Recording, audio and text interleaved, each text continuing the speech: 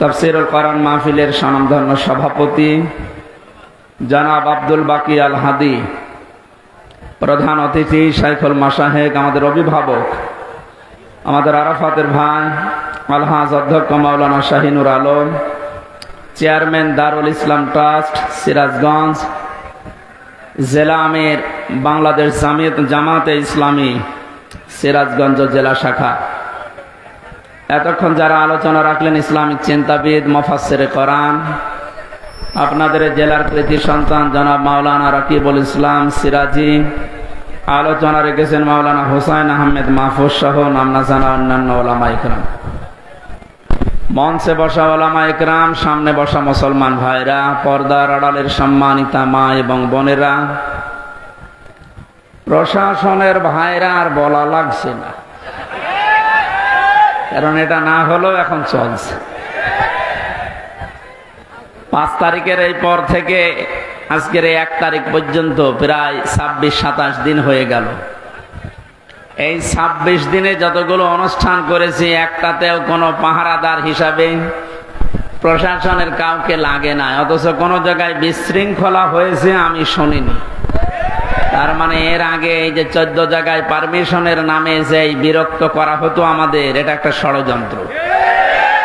কোরআনে কারীম যেন মানুষ শুনতে না পারে, এর কাছে আসতে না পারে, তার একটা দুর্বিসন্ধি চলছিল। ওইভাবে যদি বারবার বিরক্ত করা হয়, মানুষ আস্তে আস্তে কোরআনের পথ থেকে সরে যাবে। এ বুদ্ধি দিয়েছিল উনি যে বলছিলেন আমার কুষ্টিয়ার একজন, এই লোকটা।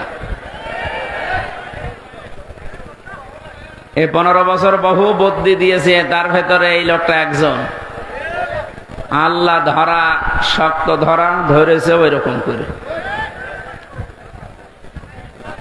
সুতরাং প্রশাসনের ভাইরা যারা এসেছেন আজকে, সবাইকে নিয়ে আল্লাহর দরবারে শুকরিয়া জানাই, যিনি আমাদেরকে কোরআন শোনার জন্য একটা শান্ত পরিবেশ তৈরি করে দিলেন। যদিও এখন শান্ত থাকার কথা না, কারণ এখন বৃষ্টি কাদার সময়, কখন বৃষ্টি নেমে পড়ে বলা যায় না। আল্লাহ আমাদের কিছু সময় যেহেতু এ পরিবেশ ফিরিয়ে দিয়েছেন, বলেন আলহামদুলিল্লাহ।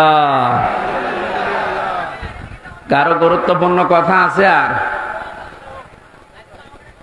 এই আমার চাইতেও যদি গুরুত্বপূর্ণ কথা থাকে কোরআনের উপরে, তাহলে 30 সেকেন্ড সময় দিলাম, একটু বলেন দেখি। বলেন, আছে? এরপরে যদি কথা বলেন আপনারা এই জায়গায় তুলে দেন অবশ্যই ইনশাআল্লাহ। কোন জেলায় আসলাম? ঠিক আছে, আপনি একটু সতর্ক থাকবেন। এটা ইবাদত চলছে, এখানে বহু গুরুত্বপূর্ণ মানুষ আছে। তারা যে সময়টা এখানে দিচ্ছে, এই সময়টা বাইরে দিলে দুনিয়ার কিছু সম্পদ তাদের উপায় হতো। কথা বলে না কেন?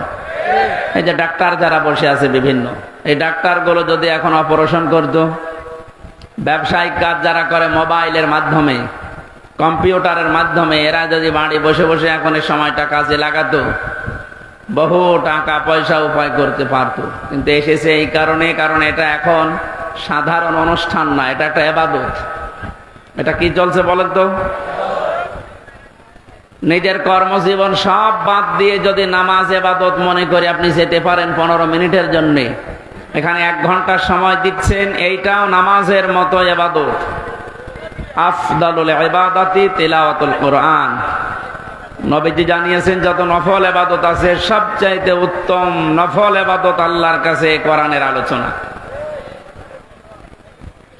বিশ্বনবী মসজিদে নববীতে প্রবেশ করলেন, একবার দেখলেন কিছু মানুষ জিকির করছে। বাম দিকে তাকিয়ে দেখলেন কিছু মানুষ আল্লাহর কোরআনে কারীম নিয়ে আলোচনা করছে। বললেন 2 দলই ভালো কাজে আছে, তবে সবচাইতে উত্তম কাজে আছে তারা যারা কোরআন নিয়ে ব্যস্ত আছে। আমার আল্লাহ আমাকে এই মুহূর্তে নির্দেশ দিয়েছে যে কোরআনে কারীম নিয়ে যারা আলোচনা করছে, আমি যেন শ্রোতা হয়ে ওই ময়দানে বসে পড়ি। সিরাজগঞ্জবাসী মুসলমান হিসাবে অবশ্যই উপলব্ধি করতে পারছেন যে অনুষ্ঠানের দাম এখন কত। নবীজি যদি এখন জীবিত থাকতেন আর এই সিরাজগঞ্জের এই গোল চত্বর দিয়ে যদি হেঁটে যেতেন, বিশ্বনবী নিজে কোরআনের সম্মানে এই ময়দানে এসে শ্রোতা হয়ে বসে পড়তেন। এরকম একটা জায়গায় আপনি বসে আছেন, মনে করবেন এই জায়গায় নবী বসতেন। জীবনের সর্বোচ্চ খুশি এখন আমরা, এই জন্য বলছি আলহামদুলিল্লাহ। বৈষম্য বিরোধী ছাত্র আন্দোলনের শহীদদের আত্মার মাগফিরাত কামনায়, এই যে শব্দটা অনেক দামি শব্দ। শহীদ এক যাকে তাকে বলা যায় না। আমি ব্রাহ্মণবাড়িয়া থেকে আসার সময় দেখি রাস্তার পাশে এক কবরে ব্যানার টাঙানো আছে, শহীদ ধীরেন্দ্রনাথ দত্ত। হ্যাঁ, এই যে কোরআন শরীফ আমার সামনে, সত্য কথা বলছে। এই নাম শুনে বোধা ভাগাভাগি করতেছে, মরে গেছে। কথা বলে না কেন? আমরা শহীদ আরো কিছু মানুষের নামের আগে পরে দেখতে পাই। আল্লামা শহীদ দেলাওয়ার হোসাইন সাইদি রহমতুল্লাহ আলাইহি, এটা শহীদ না? উনি সারা জীবন এই কামনা করতেন, আল্লাহুম্মা ইন্নী আসআলুকা শাহাদাতান ফি সাবিলিক। হে আল্লাহ, তুমি আমাকে যদি মরণ দাও, তোমার কাছে আমি চাই তুমি আমাকে শাহাদতের মরণ দিও। জেলখানার ভেতরে উনি কিন্তু ধুকে ধুকে মরে যেতে পারতেন, শাহাদত পেতেন, কিন্তু এমন জায়গায় আল্লাহ নিয়ে তাকে জালেমদের হাতে মৃত্যু দিয়েছে, কেউ যেন দুনিয়ায় সন্দেহ করতে না পারে যে উনি এমনি মারা গেছে। উনি যে শহীদ এটা এখন বাস্তব প্রমাণিত। এর কয়েকটা প্রমাণের ভেতরে এক নম্বরে, উনি হাসপাতালে ঢোকার আগে যে হাসিটা দিয়েছিল, এটা কোনো রোগী মানুষের হাসি না। ওনাকে রোগী বানিয়ে মেরে ফেলা হবে এই কারণে ওখানে নিয়ে গেছে। সুতরাং শহীদ এই ব্যাপারে কথা বলতে হলে খুব হিসাব নিকাশ করে বলবেন। কোরআনে কারিমে আল্লাহ জানিয়েছেন, মুখ দিয়ে যেহেতু মানুষ কথা বলে, এই জন্য মুখের উপরে নোটিশ দিয়েছেন, এই মুখ দিয়ে কথা বলবি না। ওয়ালা তাকুলু লিমান ইউকতালু ফি সাবিলিল্লাহি আমওয়াত বাল আহইয়াউ ওয়ালাকিন লা তাশউরুন। সূরা বাকারার 154 নম্বর আয়াতে আছে, তাফসীরে ফি জিলালিল কোরআনের ব্যাখ্যা আছে, আমি শুধু সামারাইজ করে একটু অল্প বলছি। আল্লাহ পাক বলেন, মুখ দিয়ে কথা কখনোই বলবি না, শুধু একজন দুইজন না, তাকুলু বহু বচন, কেউ এ কথা জীবনেও বলবি না যে যারা শহীদ হয়েছে, যারা মারা গেছে। যদিও কয়েকদিন আগে কয়েকটা ভিডিও দেখছিলাম, আহলে হাদিস, আহলে কোরআন বিভিন্ন নাম নিয়ে তারা এ কথা বলতে চাচ্ছিল বা বলিয়েছিল যে শহীদ আবু সাইদ নিজে বুক পেতে আত্মহত্যা করেছে, শহীদ হয়নি। আমি গতকালকে আবু সাইদের কবর দেখে আসলাম,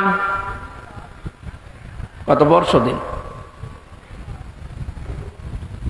সিরাজগঞ্জবাসী, শুধু আপনাদেরকে না, রেকর্ড হচ্ছে এটা, তামাম দুনিয়ার মানুষকে বলছি, শহীদদের ব্যাপারে কথা বলতে হলে হিসাব করে বলবেন, কারণ আল্লাহ নিজে এটা মুখের উপরে নোটিশ জারি করে দিয়েছেন, কথা বলা যাবে না। বাল আহইয়া, আল্লাহ বলেন ওরা জীবিত, ওরা কি ওয়ালাকিন লা তাশউরুন, কিন্তু তোমরা টের পাও না। শহীদ আবু সাইদের এই আত্মদান, জীবন দানের মাধ্যমে যত মানুষ উদ্বুদ্ধ হয়েছে, যার কারণে আজ এখানে বসে আমরা কথা বলতে পারছি। আপনি কি মনে করেন ময়দানটা এত সহজ না? আজকের এই অনুষ্ঠানের জন্য কারো পারমিশন লাগে নাই, অথচ 5 তারিখের আগে অনুষ্ঠান করতে 14 জায়গায় বলা লাগতো। যাদের সাথে ঘৃণায় কথা বলা যায় না, মানুষ মনে করা যায় না, এ মানুষের কাছেও বলা লাগতো, ভাই একটু লিখে দেন। কথা বলে না কেন? আমি কেন বললাম যে ঘৃণা লাগতো ওদের সাথে কথা বলতে? আমি এমনি বলি নাই, কোরআনে কারীম জানিয়েছে, ইন্নাল্লাযীনা কাফারু মিন আহলিল কিতাবি ওয়াল মুশরিকিনা ফি নারি জাহান্নামা খালিদিনা ফিহা উলাইকা হুম শাররুল বারিয়া। আয়াতের ভেতরে আল্লাহ যে কথা জানিয়েছেন, নিশ্চয় যারা কিতাব পেয়েছে, আমরা যারা মুসলমান কিতাব পেয়েছি না পাইনি, আমাদের কিতাবের নাম বলেন, ইহুদিরা দাবি করে ওরাও কিতাব পেয়েছে তাওরাত, খ্রিস্টানরা দাবি করে ওরাও কিতাব পেয়েছে ইনজিল। 104 খানা সহিফা কিতাব মিলিয়ে আল্লাহ পৃথিবীতে দিলেন। এই জন্য যারা কিতাব পেয়েছে, কিতাব পাওয়ার পরে যে মানুষগুলো কুফরি করে, তার মানে কিতাবের কথা জানার পরও গোপন করে রাখে। মুশরিক যারা পৃথিবীতে, এই মানুষগুলো জাহান্নামে থাকবে চিরকাল। যত সৃষ্টি আল্লাহ বানিয়েছেন সব চাইতে বড় খারাপ সৃষ্টি আল্লাহ তাদের নাম উল্লেখ করেছেন। আমরা তো তাই দেখেছি, কোরআন আমরাও পেয়েছি। আমাদের মতো নামধারী মুসলমান যাদের কাছে অনুমতি নেওয়া লাগতো এরাও পেয়েছে। কথা বললেন না কেন? আজকে ইসলামী ব্যাংকের এক অফিসার এসেছিল দেখা করার জন্য একটু আগে। ওনার কাছে একজন বলছে আজকে তো মাহফিল আছে এখানে আমির হামজার, যাবেন না? মানে কোন দল করে আমি জানি না, উনি ঘোষণা দিয়েছে যে যাবো কি করে, ওখানে তো তাফসীর হবে না, হবে রাজনীতি। আপনি কথা বলতে পারলেন? আমি কোরআনে মানুষ উল্টা পাল্টা ধারণা করবে আমার কথা শোনার পরে, জন্য আমি আয়াত, পারা, পৃষ্ঠা, লাইন, রুকু, সূরার নাম, তাফসীরের নাম সব বলে দেই, যে আপনি বাড়িতে মিলিয়ে দেখেন আমার কথা কোরআন হাদিসের বাইরে যায় কিনা। এরপরেও যে লোকটা কথা বলেছে যে ওখানে ওয়াজ হবে না, তাফসীর হবে না, রাজনীতি হবে, রাজনীতি কি ওয়াজের বাইরে? রাজনৈতিক জীবনে যারা ভুল করছেন, কোরআন আর হাদিস বাদ দিয়ে যারা রাজনীতি করে জাহান্নামে যাচ্ছেন, আপনাকে তো আমার বাঁচানো লাগবে। আপনি আরো বন্ধু মনে করে আসবেন তাড়াতাড়ি না, উল্টা পাল্টা ফতোয়া দিয়ে নিজেও আসেন না, মানুষের মনোসন্দেহ তৈরি করেন। যিনি কথা বলেছেন তিনি ভুল পথে আছেন। আপনি এখন যদি তাওবা না করেন যে ওখানে গেলে রাজনীতি হবে, তাফসীর হবে না, আপনি যদি একটা সজ্ঞানে বলে থাকেন আপনার ঈমান নষ্ট হয়ে গেছে। কারণ রাজনীতি এই শব্দটা কোরআনে নেই। বলেন,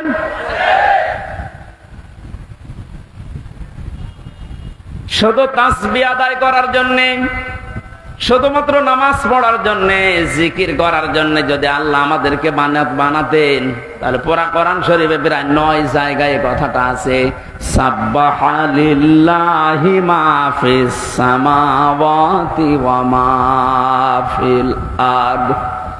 আসমান আর জমিনে যা আছে সব সৃষ্টিগুলো আমি আল্লাহর তাসবিহ আদায় করছে। তো মানুষকে সৃষ্টি করার পরে তারাও তাসবিহ আদায় করছে, কথা আল্লাহ কোরআনে দেয়নি। মানুষকে আল্লাহ কেন দিয়েছেন এই পৃথিবীতে? ইন্নী জাইলুন ফিল আরদি খলিফা, অবশ্যই জমিনে আমি প্রতিনিধি পাঠাবো, খলিফা। কি পাঠাবো? বলেন বলেন। তো কেন সৃষ্টি জগতের নাম বললেন? যে জমিন আসমানে যা আছে সবাই আল্লাহর তাসবিহ পড়ছে, আর মানুষ বানানোর আগেই তিনি বললেন আমি জমিনে পাঠিয়েছি খলিফা। এই আয়াত দুইটা সামনে রাখলে বোঝা যায় মানুষকে জিকির করার জন্য, তাসবিহ পড়ার জন্য আল্লাহ বানায়নি, আল্লাহ বানিয়েছে প্রতিনিধি হিসাবে। আপনি প্রতিনিধি হিসাবে যদি এসে থাকেন, আপনার যদি ওই যোগ্যতা না থাকে, তাহলে প্রতিনিধি আপনাকে অবশ্যই নির্বাচিত করা লাগবে। কথা বলে না কেন? এই যে প্রতিনিধি নির্বাচিত করা লাগে, আল্লাহ যেটা করে দেখিয়েছেন, এদিকে তাকান, এই নির্বাচিত, নির্বাচন, এই শব্দগুলো কোরআনে কারিম থেকে নেওয়া। আল্লাহ পাক বলেন হুয়াজতাবাকুম ওয়া মা জাআলা আলাইকুম ফিদ-দীনি মিন হারাজ। তিনি আল্লাহ যিনি তোমাদেরকে নির্বাচিত করেছেন। কি করেছেন? নির্বাচিত কখন করা হয়? যখন নির্বাচন হয়। 15 বছর তো নির্বাচনই হয়নি, তে নির্বাচিত কিভাবে হলো? তার মানে যারা ছিল সব অনির্বাচিত। নির্বাচিত যেন করা যায় সেজন্যই তো ফিল্ড লাগবে। সমান সমান ফিল্ড না হলে আপনি নির্বাচিত করবেন কি করে? আমিরে জামাত ডাক্তার শফিকুর রহমান এইটাই তো জানাতে যাচ্ছে জাতির কাছে, যে যারা দায়িত্বে আছে তাদেরকে একটু সময় দেন, তারা এই ফিল্ডটা তৈরি করে দিক। এটা ছিল না বলেই তো আপনি আন্দাজে অনির্বাচিত নির্বাচিত বলে আপনি ঘোষণা দিতেন। ফের যদি তৈরি না হয় আপনি তো আবার ওইভাবে দিনের ভোট রাতে করে বলবেন আমিও নির্বাচিত। 4-5 দিন আগে এদেরকে দিয়ে একটা ষড়যন্ত্র চলছিল। নির্বাহী আদেশের মাধ্যমে আইন মন্ত্রণালয় থেকে যারা দায়িত্বে আছে বিনা ভোটে বিনা নির্বাচনে 900 ভোটে যে মানুষগুলো আন্দাজে নির্বাচিত হয়েছি বলে ঘোষণা দিয়েছিল, একবারে উপজেলা চেয়ারম্যান মেয়র সব বাদ দিয়ে দিয়েছে। ওই মানুষগুলো শুরু করেছিল না আমরা তো নির্বাচিত। কিসে নির্বাচিত? তোমাকে ফের তৈরি করেছিলে। আমার তো মনে হয় এদেরকে যারা সাহায্য সহযোগিতা করেছে এই ভোটে দাঁড়ানোর মাধ্যমে নাম দিয়ে এরা অপরাধী, কারণ এরা নির্বাচিত করতে দেয়নি। এজন্য এ দলও আছে ও দলও আছে, সব দিকে আছে। জাতীয় পার্টির নাম ধরে বলছি এদের শাস্তি আরো বেশি হওয়া দরকার। কেউ রাজি হয় না আর তুমি আগে আগে চলে গেলে মানে আল্লাহ বলছেন হুয়া জিতাবাকুম, তিনি নির্বাচিত করেন। নির্বাচন না হলে উনি নির্বাচিত করবে কি করে? আর নির্বাচিত করার জন্য আল্লাহ প্রতিনিধিদের মাধ্যমে এটা তৈরি করেছেন। আমরা এখন নির্বাচিত করব কাদের, সেই কথা আল্লাহ কোরআনে দিয়েছেন। আমার নিজেরও মনে হচ্ছে যা বলছি সবই তো রাজনীতি। আসলে এইটাই রাজনীতি। আপনি যেটা করতেন কোরআন হাদিস বাদ দিয়ে ওটা দুর্নীতি। আর আমি কোরআন দিয়ে যেটা প্রমাণ দিয়ে বলছি আপনাকে বাঁচানোর জন্য, এইটাই আসল রাজনীতি। কাকে নির্বাচিত করবেন? কোরআনে কারীম জানিয়েছে সূরা নিসা 5 নম্বর পারার 6 নম্বর পৃষ্ঠার 9 নম্বর লাইনের 59 নম্বর আয়াতে আছে, প্রথম অংশে পাবেন। এটা তাফসিরে ইবনে কাসিরেও আছে, ফি জিলালিল কোরআনেও আছে। ব্যাখ্যাগুলো লম্বা করে বলতে গেলে সময় যাবে আর কণ্ঠ পারবে না, এজন্য আমি খুব সামারাইজ করছি, বোঝার জন্য বলছি। ইয়া আইয়ুহাল্লাযীনা আমানু আতিউল্লাহা ওয়া আতিউর রাসূলা ওয়া উলিল আমরি মিনকুম। এখানে আলেম বসে আছে, যারা এখানে বসেন কোরআন হাদিস তারা একটু খেয়াল করবেন, যারা বসেন না তারা আর অ্যাক্টিভ হবেন যেন বাড়ি যেয়ে মিলাতে পারেন। আল্লাহ ডাক দিয়েছেন ইমানদারেরা আমার আনুগত্য করো, আমার রাসূলের আনুগত্য করো। আর তোমাদের ভেতরে যারা উলিল আমর নেতৃত্ব দেয়, নেতা যারা, তাদেরকেও মেনে চলো। প্রশ্ন আমার এখানে আতিউ, এটা ফেল ভার্ব, এটা ক্রিয়া। এই শব্দটা আল্লাহ নিজের নামে রাসূলের নামে দিয়েছেন, কিন্তু উলিল আমরের আগে দেয়নি। এই কথা বলেন না কেন? শুধু জি বলা না, এটা নিয়ে যাওয়া লাগবে যা একটা বাড়িতে। তাহলে ওই যেই লোক ইসলামী ব্যাংকের অফিসারের কাছে বলেছে যেখানে রাজনীতি হবে, ও জীবনের কথা বলবে না। আতিউ শব্দটা আল্লাহ নিজের নামে রাসূলের নামে দিলেন, উলিল আমরের আগে দেয়নি। কেন দেয়নি? কারণ আল্লাহ রাসূলকে মানা লাগবে, কোনো প্রশ্ন করা যাবে না। কথা বলে না কেন? কিন্তু উলিল আমর যদি মেনে চলতে হয়, যেহেতু ওনারা আল্লাহকে তো আপনি এখানে পাচ্ছেন না, রাসূলকে পেয়েছিলেন কিন্তু এখন নেই, কিয়ামত পর্যন্ত তিনি আসবেন না, কিন্তু উলিল আমর তো আসবে। এই জন্য উলিল আমরকে যদি আপনি মেনে চলতে চান, দেখতে হবে উপরে বর্ণিত এই দুইটা আছে কিনা, আল্লাহ রাসূলকে ওই লোকটা মেনে চলে কিনা। আপনি যাকে নেতা মানবেন, যার নেতৃত্বে চলবেন, যাকে আপনি নির্বাচিত করবেন, আমি এই শব্দগুলো কি বানাচ্ছি? হুয়া জিতাবাকুম, এ জিতেবা মানে নির্বাচিত করা। নির্বাচন না হলে নির্বাচিত করা যায় না। আল্লাহ তাহলে নির্বাচনের মাধ্যমে নির্বাচিত করেছেন আমাদেরকে। কোটি কোটি মানুষেরা উম্মত হওয়ার জন্য আশা পেশ করেছিল, আকাঙ্ক্ষা, কিন্তু আল্লাহ তাদের বাছাই করেনি। আল্লাহ শুধু আমাদের মতো এই মানুষগুলোকে উম্মতে মুহাম্মদী নির্বাচিত করেছেন। সুবহানাল্লাহ বলতে পারেন না? মুসা নবীর মতো, ঈসা নবীর মতো এত বড় পাওয়ারফুল নবীরা আকাঙ্ক্ষা করেছিল যে আমরা নবী হয়েছি ভালো, কিন্তু নবী না হয়ে যদি মুহাম্মদুর রাসূলুল্লাহর উম্মত হতে পারতাম তারপরও ভালো হতো। আল্লাহ বলেন না। একজনেরটা কবুল হয়েছিল হযরত ঈসার, এজন্য তিনি আসবেন দুনিয়ায় আবার নবী হয়ে না, উম্মত হয়ে। মুসা নবীর মতো এত বড় নবীর দোয়া কবুল আল্লাহ করেননি যে না তোমারটা হবে না। আপনি টের পাচ্ছেন যে নির্বাচিত হয়ে আমরা কত দামি জায়গায় আছি। ও বাংলার মুসলমানেরা, আজকে এই ওয়াজটা যদি আপনি বাড়ি নিয়ে যেতে না পারেন, এরকম ওয়াজ 1 বছর পরে একদিন না, প্রতিদিন 24 ঘন্টা হলেও আপনার কোনো কাজ হবে না। এই জন্য আতিউ শব্দটা আল্লাহ দেওয়ার কারণে আল্লাহ রসুলকে মানতে গিয়ে আপনি কোনো প্রশ্ন করতে পারবেন না, বুঝে আসুক আর না আসুক। হয়তো আপনার স্বল্প জ্ঞানে বুঝে আসছে না, কথা বলেন না কেন? তা আল্লাহ আপনার চাইতে ভালো বোঝে না, বোঝে না? কিন্তু উলিল আমর যারা, এদেরকে মানতে হলে মাস্ট বি, অবশ্যই দেখা লাগবে লোকটা আল্লাহ রসুলকে মেনে চলে কিনা। যদি মেনে চলে তাকে মানা ফরজ, যদি মেনে না চলে তাকে মানা হারাম। হযরতে সাদ ইবনে আব্দুল্লাহ ইবনে সাদ রাদিয়াল্লাহু তাআলা আনহু বিবাহ করার পরে খোরমা বিলি করলেন, মিষ্টি বা খোরমা খেজুর। মোনাজাত কমপ্লিট হয়ে গেছে, বিয়ে শেষ, বাসর ঘরে যাবেন। হঠাৎ করে এক কাছের চিঠি নিয়ে এসেছে, ডাক দিয়ে বলে আব্দুল্লাহ খলিফাতুল মুসলিমিন হযরত ওমর চিঠিটা পাঠিয়েছে। উনি চিঠি খুললেন, ওখানে লেখা দেখলেন, ও আব্দুল্লাহ যেখানে থাকো আমি রাষ্ট্রের দায়িত্বে আছি। ওমর, আমি তোমার উলিল আমর বলছি, আমি তোমার উলিল আমর বলছি, যেখানে থাকো চিঠি পাওয়ার পরে সঙ্গে সঙ্গে দেখা করো, তোমার জিহাদের ময়দানে পাঠাবো।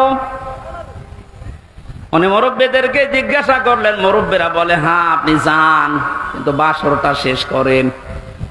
হযরত আব্দুল্লাহ ওই মজলিসে উঠে দাঁড়িয়ে কোরআনের কয়েকটা আয়াত পড়ে তাদেরকে জানিয়েছিলেন, ইয়া আইয়ুহাল্লাযীনা আমানু মা লাকুম ইযা ক্বিলা লাকুম ইনফিরু ফি সাবিলিল্লাহি সাকালতুম ইলাল আরদ আরাদিতুম বিল হায়াতিদ দুনিয়া মিনাল আখিরাহ ফামা মাতাউল হায়াতিদ দুনিয়া ফিল আখিরাতি ইল্লা কলিল।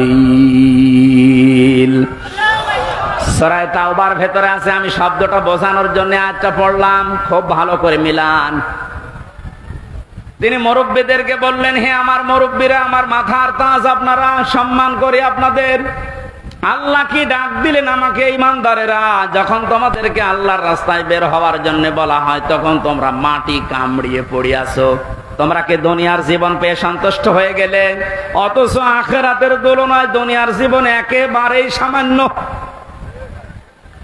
তার মানে এই ময়দানে আমাকে এখন পাঠাতে যিনি চাচ্ছেন উনি সাধারণ মানুষ না, উনি হচ্ছে উলিল আমর। কেন? হযরত ওমর যেহেতু আল্লাহ রসুলকে মেনে চলে, এজন্য ওমরকে মানা এই মুহূর্তে ফরজ। কথা বুঝলেন? আজ আমাদের বাস্তবতা যদি আমরা এভাবে মিলাতে পারতাম যে আল্লাহ রসুলকে যে মেনে চলে আমরা তাকে নির্বাচিত করব, আল্লাহ রসুলকে যে মেনে চলে না ও আমার বাবা হলে ওকে আমি নির্বাচিত করব না, কারণ এটা দুনিয়ার বিষয় না, এটা সম্পর্ক আখিরাতের সাথে। নয়তো আমি ধরা খাবো। আপনি যে ধরা খাবেন তার প্রমাণ কি? সূরা বানী ইসরাইল 15 নম্বর পারা 8 নম্বর পৃষ্ঠা 3 নম্বর লাইনের 72 নম্বর আয়াতের প্রথম অংশে আছে। বাড়িতে মিলাবেন যদি বিশ্বাস না হয়, আবার ওই লোকের মতো আবার বললেন না যে না আজকে রাজনীতি হচ্ছে। ইয়াউমা নাদউ কুল্লা উনাসিম বিইমামিহিম। আল্লাহ পাক বলেন কিয়ামতের দিন আমি প্রতিটি মানুষকে বিচারের দ্বিতীয় স্টেপে, প্রথম স্টেপে ডাকবে একা একা, আর দ্বিতীয় স্টেপে প্রতিটি মানুষকে আল্লাহ ডাক দেবে তার নেতার সাথে। কার সাথে? আগে নেতা, এরপরে কর্মী। এটা রেকর্ড হয়ে সারা বাংলাদেশে কালকে ছড়িয়ে যাবে। 18 কোটি মানুষের দায়িত্ব নিয়ে এখন আমি বলছি, কান খাড়া করেন দেশের মানুষেরা। কোরআনের চোখ, হাদিসের চোখ লাগিয়ে দেখতে পাচ্ছি আপনি জাহান্নামে যাচ্ছেন। আপনার নিজের বিবেকের কাছে বলেন তো, কিয়ামতে প্রতিটি মানুষকে আল্লাহ যেহেতু তার নেতার সাথে তুলবে, যেই নেতার আদর্শ আপনি মেনে চলেন, যাকে নির্বাচিত করবেন বলে আপনি ভোট দেওয়ার সিদ্ধান্ত নিচ্ছেন, আপনি নিজে থেকেই বলেন ওই লোকটা যদি কিয়ামতে আপনার সামনে দাঁড়ায়, আপনি তার পেছনে, আল্লাহ তো আগে ওকে দেখবে, এরপর আপনাকে। আপনার কি মনে হয় ওর যা অবস্থা, ওর যা চরিত্র, ওর যা সুরত সিরাত, ওরে দেখলে আল্লাহ মাফ করবে বলে মনে হয়? দেখলেন? অবশ্যই না, তো এখনই ধরা খাবে।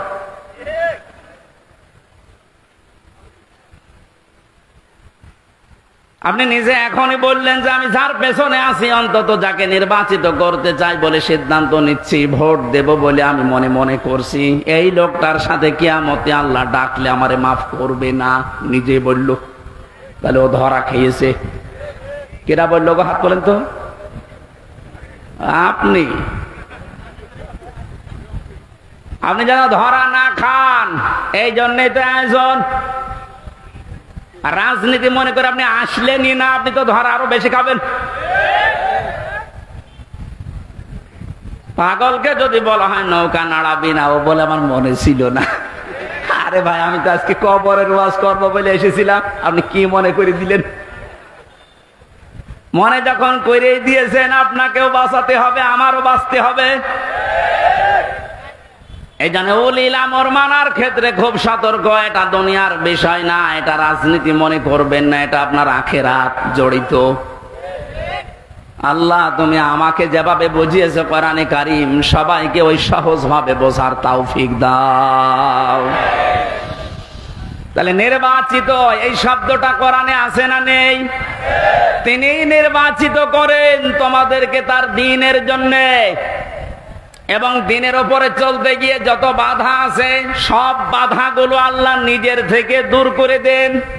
এই হুয়ার ফাইল আল্লাহ নিজে। জেলা আমির সাহেব যেটা ইঙ্গিত দিয়েছিলেন যে অনেকের ইমানে 15 বছরে প্রায় নড়বড়ে হয়ে গিয়েছিল, এটা জেলখানার অন্ধ প্রকোষ্ঠে থাকলে আরো বেশি হয়ে যায় অনেকের। আমারও প্রায় কি হচ্ছে, এত কিছু হয়ে গেল, কিছুই করেন আল্লাহ। আল্লাহ বলেন দ্বীনের উপরে যদি সত্য সত্যই টিকে থাকতে পারো, যত বাধা বিপত্তি ঝড় ঝাপটা আসবে আল্লাহ নিজে ওইটা দূর করে দেবে। এটা যে আল্লাহ নিজে দূর করে দিয়েছে, আমরা অনেকে মনে করছি ছাত্রদের কারণে, না, আল্লাহ নিজে দায়িত্ব নিয়ে এ পাথর সরিয়েছে। ছাড়া এ পাথর সরানোর জন্য শুধু ছাত্ররা না, আল্লাহ যদি নিজে দয়া না করতো কখনো এ জালেম পালাতো না। ওর মনের ভেতরে আল্লাহ এত ভয় তৈরি করে দিয়েছে, দলীয় লোকগুলোকে বইলে যাবে সে সময়ও পায়নি। মাঝখান থেকে এই পাগলরা এখন বিপদে আছে। আমার মনে হচ্ছে পাগলগুলো বেশি অত্যাচার করেছিল এই যে হারুন আঙ্কেল। হারুন আঙ্কেল, ওনার নাম এখন সারা পৃথিবীতে জানে, 3 ইঞ্চি। কি নাম দিয়েছে, মহিলারাও 3 ইঞ্চির খবর নেই। মেয়ে লোক সেও বলে 3 ইঞ্চি, ধরা পড়িস। 5 তারিখের পর থেকে আজকের এই 31 তারিখ পার হয়ে আজকের 1 তারিখ পর্যন্ত বারবার ঘোষণা দেখেছে আমাদের অভিভাবক যিনি, শুধু বাংলাদেশের না, গোটা পৃথিবীর ইসলামী আন্দোলনের অভিভাবক তিনি এখন ডাক্তার শফিকুর রহমান। দূর থেকে উল্টা পাল্টা ধারণা করতে পারেন যে কি এমন উনি জেনারেল শিক্ষিত একটা ডাক্তার। আরে ভাই, তার ইখলাস জানেন, তার তাকওয়া জানেন, তার ইবাদতের খবর জানেন। আমি ছিলাম তার সাথে 4টা দিন। আমার তো মাঝে মাঝে মনে হয় পৃথিবীতে কেউ যদি জিন্দা ওলি দেখতে চায়, ওই আস্তালায়, গাছতলায়, বসতলায় যারা বসে আছে বটতলায়, ওরা আল্লাহর ওলি না। আল্লাহর ওলি দেখতে চাইলে আপনি ওই লোকটার দিকে তাকিয়ে থাকবেন, ওটা জিন্দা ওলি। তার ইবাদতের মার্কা আপনি খোঁজ পাবেন না। এই যে সকাল বেলায় এই 65 বছরের একটা মুরব্বী মানুষ, সকাল বলতে রাত 4:30টার সময় ডাক দেয়। ওই সময় হাতে হ্যান্ডকাপ দিয়ে, পায়ে বেড়ি দিয়ে কোর্টে নিয়ে যাচ্ছে।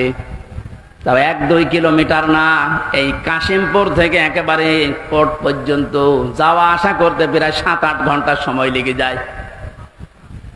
এত কষ্ট স্বীকার করে রাত 8টা 9টা 10টার সময় ওনারে নিয়ে আসতো, ওনার যেন দেরি হয়, যেন ওনার কষ্ট হয়।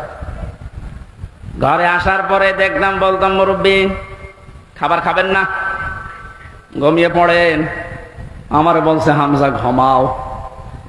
যত পাশেই ছিলাম মাঝে মাঝে জিজ্ঞাসা করতাম যে এত কষ্ট করে আসলেন ঘুমাবেন না?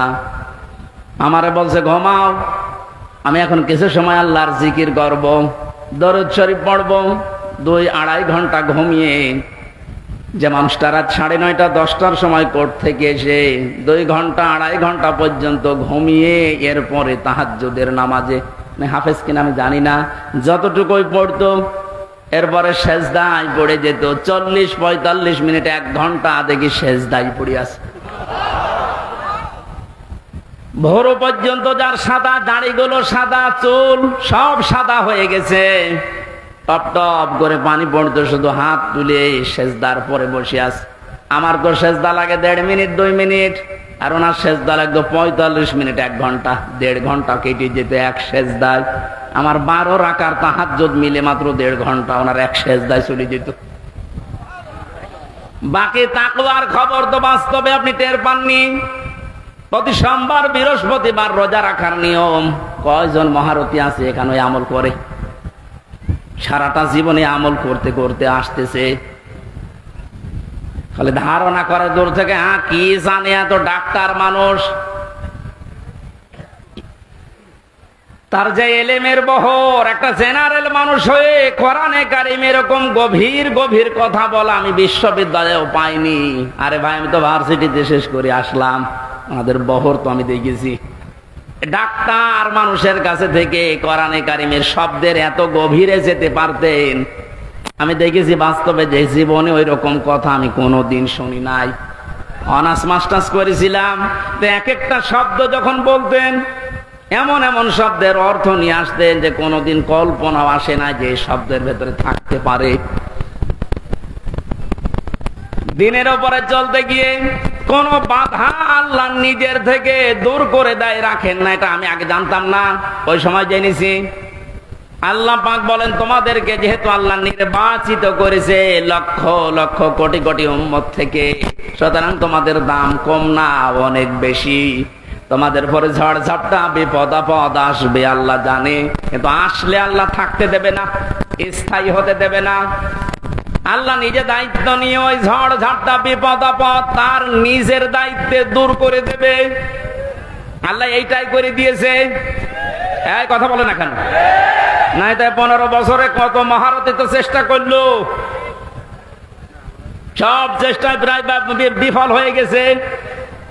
ছাত্র আন্দোলনের নামে যারা নেমেছিল এ মানুষগুলোর সাথে মাস্ট বি আল্লাহ আবাবিল পাঠিয়েছিল। জালেমদের মনের ভেতরে আল্লাহ ভয় তৈরি করে দেন। এ দায়িত্ব কার? আরো জোরে। এটা তৈরি করেন কাদের কারণে? যে মানুষগুলোর ভেতরে ইখলাস আছে যত বেশি, তাকে দেখলে জালেমরা ভয় পায় তত বেশি। আমরা 15 বছর অনেক জালেমকে ভয় পেয়েছি তার অত্যাচারের কারণে, আর আমিরে জামাতকে এখনো জালেমরা ভয় পায় তার তাকওয়ার কারণে। বাংলার মুসলমানেরা, আমি যেটা বোঝানোর জন্য পর্যন্ত এসেছিলাম, শহীদ যারা হয় এদের নিয়ে যারা উল্টা পাল্টা ধারণা করেন, কোনদিন এই মুখ দিয়ে কথা বলবেন না যে ওনারা মরে গেছে, এমনি না, ওনারা জীবিত, কিয়ামত পর্যন্ত শুধু জীবিত এইটাই থাকবে, কিন্তু আমরা টের পাই না। এর পরের কথা আল্লাহ দিয়েছেন, মানুষ যেহেতু ধারণা করতে পারে, মুখে হয়তো বলে না, কিন্তু ধারণা করতে পারে যে মরে গেছে। আল্লাহ ধারণার উপর নোটিশ দিয়েছেন, ওয়ালা তাহসাবান্নাল্লাযীনা কুতিলু ফি সাবিলিল্লাহি আমওয়াতা বাল আহয়াউন ইনদা রাব্বিহিম ইরযাকুন। সূরা আলে ইমরান 4 নম্বর পারা 11 নম্বর পৃষ্ঠা 9 নম্বর লাইনের 169 নম্বর আয়াত। এটা তাফসীরে কাবীরে পাবেন। আল্লামা ফখরুদ্দিন রাজি রহমাতুল্লাহ আলাইহি ব্যাখ্যা করতে গিয়ে লিখেছেন, ওই পৃথিবীর মানুষেরা মুখ দিয়ে তো বলবেই না, অন্তরে যেন এই ধারণাও কোনোদিন না আসে যে শহীদরা মরে গেছে।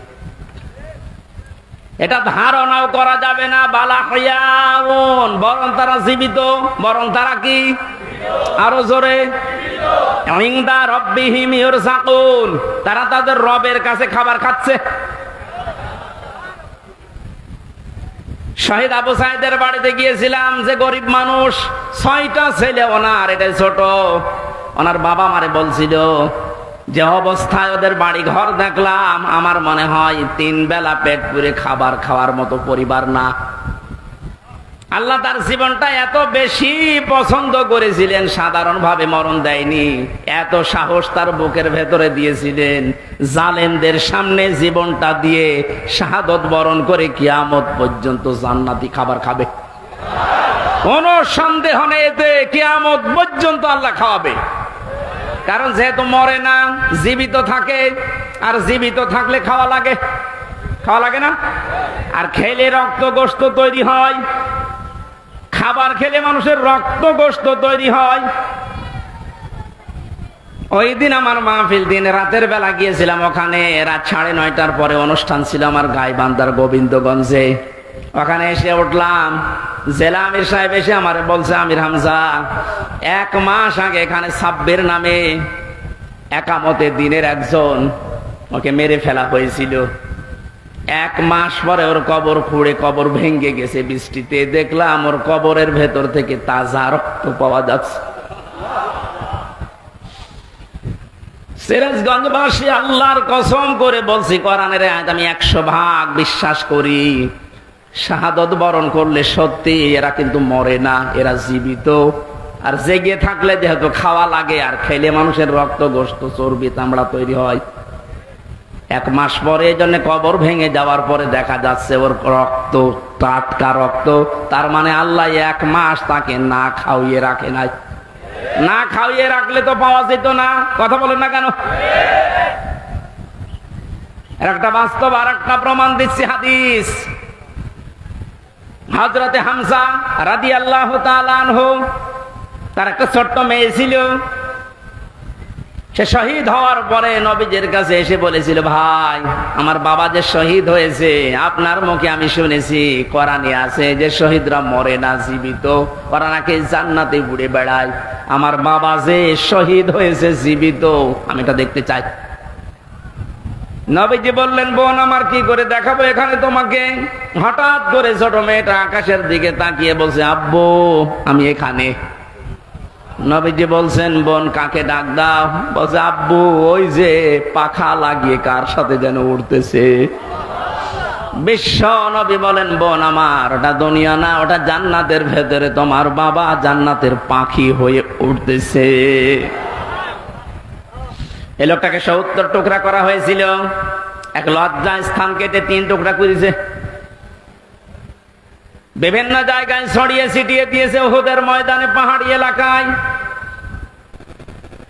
সাহাবায়ে কেরাম তার লাশ টুকরা টুকরা গুলো এনে যখন এক জায়গায় করলেন, কয়েকটা টুকরা আর পাওয়া যায়নি, এমন দূরে দূরে তারা ফেলে দিয়েছে। নবীজি নিজের চাদরটা দিয়ে হযরতে হামজাকে ঢেকে দিলেন। মাথা থেকে হাঁটু পর্যন্ত ঢেকেছিল হাদিস, এটা পার বেরিয়ে থাকে, ঢাকা যায় না। আল্লাহর নবী মুহাম্মদুর রাসূলুল্লাহ নিজে সাহাবীদেরকে দিয়ে পাহাড়ি এলাকার লতা পাতা দিয়ে তার পাটা ঢেকে দিলেন, কবরে রাখলেন। যেহেতু জানা তার জন্য কাফন দাফনের জন্য ধোয়ানোর কোন লাশ ধোয়ানোর সিস্টেম নেই, শহীদরা মরে গেলে ধোয়ানো লাগে না। যেভাবে ইন্তেকাল করবে, শাহাদত বরণ করব, ওইভাবেই কবর দেওয়া লাগবে। কারণ কিয়ামতের দিন উনি ওইভাবে আল্লাহর সামনে উঠে দাঁড়াবে। আপনি যদি দেখবেন, আবু সাইদ কিয়ামতে যখন উঠবে, 4টা গুলি লেগেছে যেখানে যেখানে, ওইটা নিয়ে দাঁড়াবে ঠিক ওইভাবে। আল্লাহ জিজ্ঞাসা করবে, আবু সাইদ তোমার শরীরে এতগুলো গুলি, রক্তের দাগ কেন? বলবে, আমি জালেমদেরকে হটানোর জন্য, মানুষের অধিকার প্রতিষ্ঠার জন্য চেষ্টা চালিয়েছিলাম। শেষ পর্যন্ত জালেমরা আমার বুকে, আমার পেটে, আমার মুখের উপরে গুলি লাগিয়েছে। যে সমস্ত জায়গায় গুলি লেগেছে, ওই জায়গাগুলো একেবারে জিন্দা নিয়ে তোমার সামনে আমি হাজির হয়ে গেছি। হযরতে হামজাকে আল্লাহর নবী কবরে রাখলেন। এই ডিস্টার্ব হচ্ছে কেন? ডাক দিয়ে বলেন হামজাকে, রব্বুল আলামিন, এই যে আমার চাচাকে আমি কবরে রাখলাম, এখন পর্যন্ত আমার চাচার উপরে আমি রাজি আছি, খুশি আছি। মাবুদ, আমি তোমার গোলাম হয়ে বলছি, তোমার রসুল হয়ে দাবি করছি, আমার চাচা হামজার উপরে তুমি রাজি হয়ে যাও। নবীজি বলেন, যদি আমি রাজি হয়ে গেছি, আল্লাহ তুমি রাজি হয়ে যাও। আল্লাহ দেরি করবে? দেরি যে করে না, এই আয়াত তার প্রমাণ তাফসিরে পেয়েছি আমি। ওনাকে কবর দেওয়ার 30 বছর পর কবরটা ভেঙে গিয়েছিল। মদিনা একটা ঢল হওয়ার কারণে দেখে রক্ত ভেসে আসতেছে পানির ভেতরে। ওই সময় হযরতে হামজার সাথে যারা ছোট বয়সে যুদ্ধ করেছিল তারা এখন মুরব্বী হয়ে গেছে। রক্ত অনুসন্ধান করতে করতে গিয়ে দেখে 30 বছর আগে মুহাম্মদুর রাসূলুল্লাহর চাচা হযরতে হামজাকে ওরা যেখানে যেখানে আঘাত করেছিল তরবারি দিয়ে, ওই জায়গাগুলো দিয়ে ফিনকি দিয়ে রক্ত বের হচ্ছে। বাংলার মুসলমানেরা ভালোভাবে মিলান, আল্লাহ যে আহয়াউন দিয়ে শেষ করেননি, ইনদা রাব্বিহিম ইরযাকুন, তারা তো জীবিত এবং খাবার খায়। উনি যে খাবার খেয়েছে তার প্রমাণ 30 বছরের তাজা রক্ত। কথা বলেন না কেন? এই জন্য কোনদিন এই ধারণা করবেন না যে যারা শহীদ হয়ে গেল এরা মরে গেছে, বলবেন তো নাই, ধারণাও করা যাবে না। এই শহীদদের আত্মার মাগফিরাত আল্লাহ ওদেরকে এমনিতেই মাফ করে দিয়েছে। কারণ কি? ওয়ালিয়াকুলামাল্লাহুল্লাযীনা আমানু ওয়া ইয়াত্তাখিযা মিনকুম শুহাদা আল্লাহু লা ইউহিব্বুয যালিমিন। রব্বুল আলামিন বলেন, কিছু মানুষকে আমি সাধারণভাবে মরণ দিতে চাই না। যার ঈমান এবং যার অ্যাক্টিভিটিস কাজকর্ম আমার কাছে পছন্দ হয়, ওই মানুষটাকে আমি আল্লাহ শাহাদতের মরণ দিয়ে ধন্য করে দেই। আর জেনে রাখো আয়াতের শেষের কথা, আল্লাহু লা ইউহিব্বুয যালিমিন, কোন জালেমকে আমি ভালোবাসছি না, বাসবো না। এটা মোজারে বর্তমান ভবিষ্যৎ, প্রেজেন্ট ফিউচার। এই জন্য জালেম ছাড়া তাদের কপাল বড় খারাপ। আপনার দুনিয়াও শেষ, আখিরাত তো শেষই। আমি দোয়া করলেও হবে না জালেমদের জন্য, কারণ আল্লাহু লা ইয়াহদিল কওমাজ জালিমিন, জালেমদেরকে আল্লাহ হেদায়েত দিচ্ছে না, দেবে না। আমরা আর যাই করে যেন জালেম হয়ে না যায়। এই শব্দটা যেহেতু খুব গুরুত্বপূর্ণ, জালেম। আজ অনেক জালেম বিদায় নেওয়ার পরে এখন অনেকে নব্য জালেম হওয়ার জন্য চেষ্টা চালাচ্ছে। গতকালকে চুয়াডাঙ্গার একটা খবর শুনলাম, আমি কোরআনের আয়াতের সাথে মিলিয়ে আশ্চর্য হয়ে গেছি। জালেম বিদায় নিল, এ জালেম আসলো কোত্থেকে? সূরা বাকারার 114 নম্বর আয়াতটা। এই এদিকে তাকান। ওমান আযলামু মিম্মান মানাআ মাসাজিদাল্লাহি আইয়ুযকারা ফীহা ইসমুহু ওয়া সাআ ফী খারাবিহা ইলা আখির আয়াত। কোরআনে কারীম থেকে দার্স দিচ্ছিল, এক জালেম এসে বলছে এটা বন্ধ করো, এটা মসজিদের ভেতরে রাজনীতি চলবে না। আমি মিলিয়ে দেখলাম কোরআনে কারিমের আয়াত আল্লাহ মনে হয় ওর নাম দিয়েই নাযিল করেছে।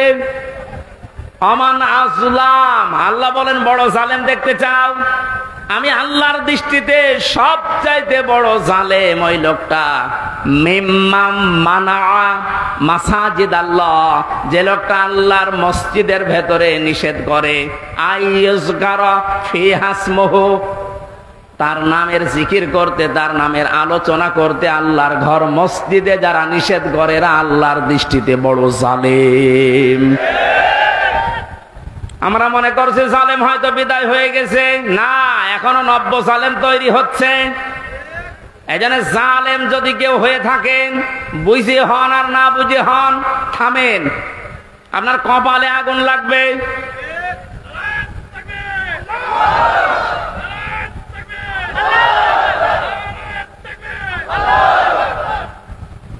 এটা সূরা শুআরার ভেতরে আছে, শেষ নাম্বার আয়াত। আল্লাহ বলেন অতি শীঘ্রই জালেমরা তাদের পরিণতি, তাদের আশ্রয়স্থল দেখতে পাবে। এই জালেমরা যেমন আজ দেখতে পাচ্ছে, এত বড় দরবেশ কেউ দেখলাম জুলুম করার ফল কি? দাড়ি কেটেও বাঁচতে পারে না। আল্লাহ বলেন জালেমদেরকে আমি ধরি, কারণ জালেমের বিরুদ্ধে আমার মামলা। কার মামলা? শব্দটা লক্ষ্য করেছেন? জালেমের বিরুদ্ধে হামজা মামলা দেবে না, জালেমের বিরুদ্ধে মামলা দেবে কে? ডাক্তার শফিকুর রহমান আজকেও ঘোষণা দিয়েছে কুষ্টিয়ায় যে আমরা সবাইকে সাধারণ ক্ষমা করে দিলাম, কিন্তু যে পরিবারগুলো অত্যাচারিত হয়েছে তারা যদি এখন অত্যাচারের প্রতিশোধ নিতে গিয়ে কিছু করে, ওইটার জন্য আমরা দায়ী না। শব্দটা তো আসলে ঠিক। কারণ হয় না আকাবতুম ফাআকিবু বিমিসলি মা উকিবতুম বি। আল্লাহ বলেন যতটুকু অত্যাচারিত হয় প্রতিশোধ অতটুকু নিতে পারবা। আমার তো যতটুকু মনে হচ্ছে এতটুকু নিলেও জালেমরা দুনিয়ায় টিকে থাকতে পারবে না।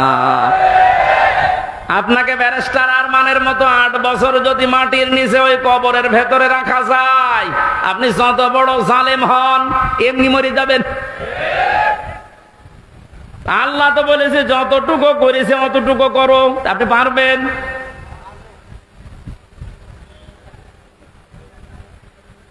আমার উপরও যতটুকু অত্যাচার হয়েছিল, আমি চাই যাদের দ্বারা হয়েছে, যে মানুষগুলোর ইঙ্গিত হয়েছে, আমি ওই মানুষগুলোকে অতটুকু না করে ছাড় দেব না। যে যা বলে বলুক গা, এখন দাদা না মাফ করে দেন না, কিসের মাফ? কোন মাফ নেই আপনার কারণে। আমার ছোট মেয়েটা আমার এখনো পর্যন্ত চেনে না।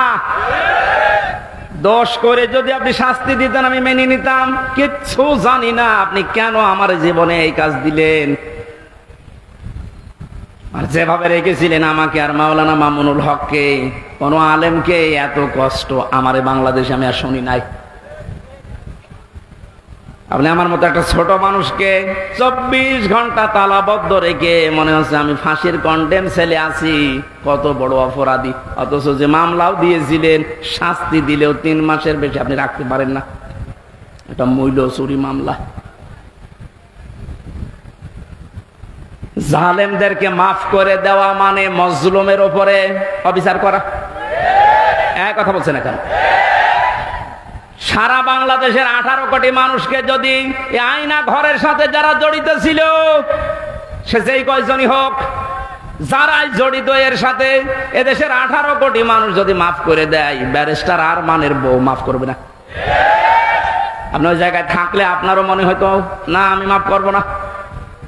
আপনি যদি প্রথমেই বলে দিতেন যে তাকে আমরা মেরে ফেলেছি, মেয়েটা অন্য জায়গায় বিয়ে করতে পারতো। এক কথা বলছে না কেন? এমন অবস্থায় রাখলেন তার বউটা বিয়েও করতে পারে না 8টা বছর।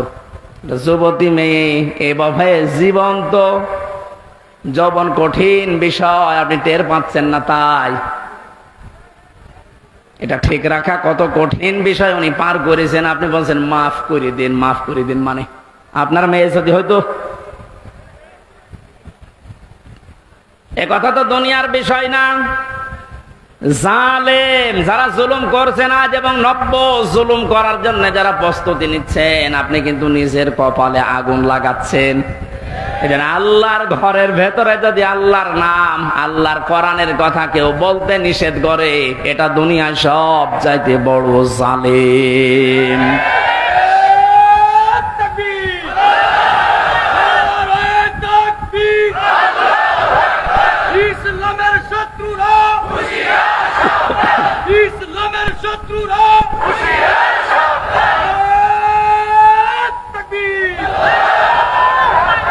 এবার একটা কঠিন আয়াত বলছি, খুব ভয়ঙ্কর এটা।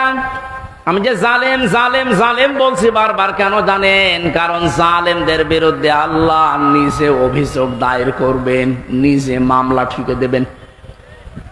ইন্নামাস সাবিলু আলাল্লাযীনা ইয়াযলিমুনান নাস। সূরা শুরার 42 নম্বর আয়াত প্রথম অংশে আছে, আল্লাহ পাক বলেন অবশ্যই আমি আল্লাহ নিজে মামলা দেব জালেমের বিরুদ্ধে, যারা মানুষ হয়ে মানুষের উপরে জুলুম করেছে, অত্যাচার করেছে। যারা বাংলার জালেমেরা আপনার দুনিয়ার জীবন শেষ, আর আখেরাত তো আপনি আল্লাহর মামলার আসামি। যিনি বিচারপতি, যিনি রায় দেবেন, তিনি যদি মামলার বাদী হয়, যে আপনি তো একেবারে সরাসরি খালাস পেয়ে যাবেন। বলেন না কেন? আমার মামলার যারা আসামি বাদী ছিল, আমার মামলার যারা বাদী ছিল তারা টাকা পয়সা বহু খেয়েছে আকিস গ্রুপের কাছ থেকে। গত পরশু দিন আকিসের মালিক আমারে বলছে, হুজুর আপনাকে আমরা চাকরি দিয়েছিলাম আমাদের মসজিদের খতিব হিসাবে, ওই শয়তানরা আপনাকে পেছে ফেলে আমাদের কাছে কয়েক কোটি টাকা 5 তারিখের আগ পর্যন্ত নিয়েছে। যদি 5 তারিখ না আসতো ওরা এখনো টাকা নিত। আমার মামলার আয়োজক লোকটা মেজানুর রহমান, টেকের হাটে বাড়ি। আমার মনে হয় ওরে পেলে পিটিয়ে মানুষ জনগণ মেরে ফেলবে। আর বাকিগুলোর নাম একবার বলেছিলাম ওই কুষ্টিয়ার এক মাহফিলে। তারা পরের দিন বলছো, হুজুর আর নাম বললেন না, কিছু হলে কিন্তু আমরা মারা পড়ে যাব। কেমন ভয় আছে জালেমরা দেখেন। তবে এই যে লোকটা, এই লোকটা 5 তারিখের আগের দিন 4 তারিখ রাত্রে টাকা নিয়েছে। এই মামলার আয়ুটা ও এখন নাই, থেমে গেছে। আমার মনে হয় 5 তারিখ বাংলাদেশে না আসলে ও শয়তান এখনো টাকা নিত।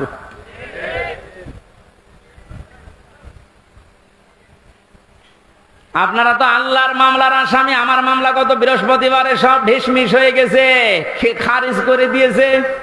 বিচারপতি দেখে বলছে এটা মামলা হইলো, অথচ ওই বিচারপতি 5 তারিখের আগে বলতো এটা কিছু করা যাবে না।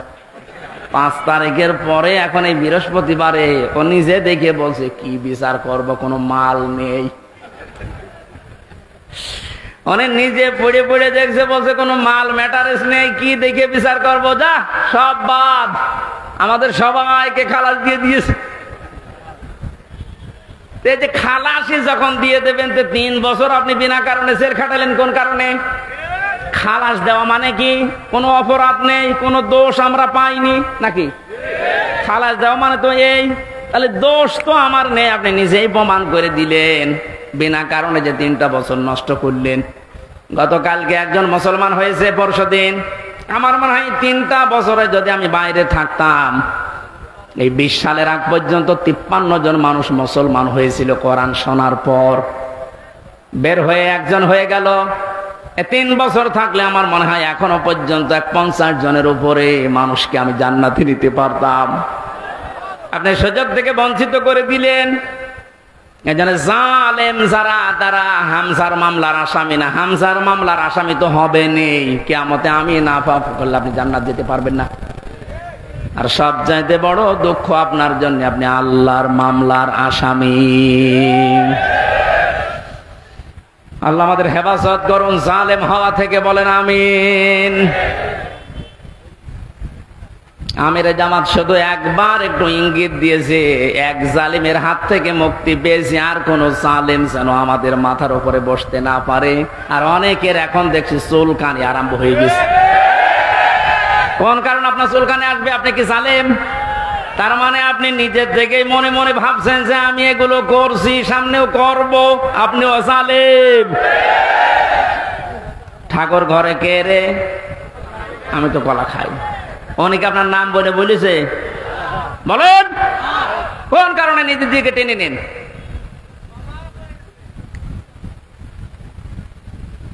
পাপ যদি পূর্ণ হয়ে যায় তখন কিন্তু আল্লাহ আর ছাড় দেয় না। ওয়ালা ইয়াহসাবান্নাল্লাযীনা কাফারু আন্নামা নুমলি লাহুম খায়রুল লিআনফুসিহিম ইন্নামা নুমলি লাহুম লিয়াজদাদু ইসমা ওয়া লাহুম আযাবুম মুহিন। কাফেররা ধারণা করে আমাদের চেয়ার যে বসে আছি, ক্ষমতার চেয়ার, এর নড়ন চড়ন নেই, এটা মনে হয় আল্লাহ ভালোবেসে আমাদেরকে দিয়েছে। আল্লাহ বলেন না, ওরা মনে করে আমাদের কল্যাণের জন্য চেয়ার, আমরা যা করছি সবই তো বৈধ। আল্লাহ বলেন তোদেরকে তোদের পাপের বোঝাটা পরিপূর্ণ করার জন্য আমি আল্লাহ চেয়ারে বসিয়ে রেখেছি। ওরা সর্বশেষ পাপের বোঝা পরিপূর্ণ করেছে ইসলামী আন্দোলন, একামতে দিন, জামাত ইসলামকে নিষিদ্ধ করার মাধ্যমে। এটা না করলে পাপের বোঝা পরিপূর্ণ হচ্ছিল না। যেই শয়তানগুলোর পরামর্শ এটা করেছিল, শয়তান এখন সব ডিম খাচ্ছে, সবগুলো ডিম খাচ্ছে, পচা ডিম। কথা বলে না কেন? লিয়াজদাদু ইসমা, ওদের পাপের বোঝা 5 তারিখের আগ পর্যন্ত পূরণ হয়নি। যেই করেছে 1 তারিখে, 4 তারিখের ভেতরে আল্লাহ সব কমপ্লিট করে দিয়েছে। আল্লাহুম আযাবুম মুহিন, ওদের জন্য অপমানজনক শাস্তি। এর চাইতে আর কত অপমান হবে বলেন? বলছিলেন না জানজেলামের যে কেক মারছে, আমার মনে হয় আমরাও সুযোগ পাচ্ছি না, সুযোগ পেলে আমরাও 2-1টা দিতাম। কারণ আপনারা যা করেছেন আমার সাথে, কম বেশি এই দেশে যদি 10 জন আলেমকে পরিস্থিতির দিক থেকে, এলেম আমল না, শুধু পরিস্থিতির দিক থেকে 10 জন মানুষকে সারা বাংলাদেশে চেনে, তার ভেতর আমি একজন। পেটের ভেতর থেকে শুনতে শুনতে আসে যে হামজা বলে একজন আছে। গাড়িতে আসার সময় মায়ের কোলে বসে বসে কি খাচ্ছে, চিপস খাচ্ছে, আর বলছে ওই যে হামজা যাচ্ছে। তার মানে ও পেটের ভেতরে শুনে এসেছে যে হামজা নাম একজন আছে। এইরকম একটা পরিচিত মানুষের সাথে আপনি আমার মাজায় দড়ি দিয়ে, মায়ের ভেতরে বেড়ি দিয়ে, তাও ডান্ডা বেড়ি, হাতের ভেতরে আপনি হ্যান্ডকাপ দিয়ে, কালো কাপড় দিয়ে চোখ বেঁধে আপনি 11 ঘন্টা টাঙিয়ে রাখলেন। আপনি মানুষ? আবার যখন দড়ি দিয়ে টেনে নিয়ে যেত আদালত প্রাঙ্গণে, মনে হতো তো ছাগল টেনে নিয়ে যাচ্ছে। আর ওই কয়েক তালা আছে তো, ওই অন্য জায়গা থেকে একে অন্যের সাথে তাকিয়ে টিপ্পনি কাটতো, ঠিকই হচ্ছে। এবার আমরাও বলি যে ঠিকই হচ্ছে। ওই আপনি সব বলেন, আপনি সব বলেন।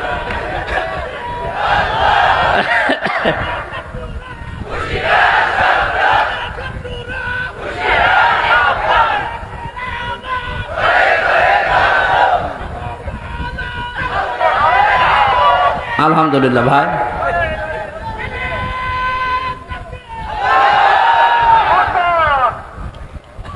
আমাদের মুরব্বী, আমাদের মাথার তাজের কথা মতো আপনাদেরকে আমরা মাফ করে দিলাম, কিন্তু আপনারা যা করেছেন, কোরআন হাদিস পড়ে যা বলছি, আল্লাহ আপনাদের মাফ করবে না, আল্লাহ নিজে আপনাদের বিরুদ্ধে মামলা দেবে। সালেম সারা এবং সালেম এখন যারা নতুন করে হচ্ছেন, আপনারা আল্লাহর মামলার কেসের আসামি।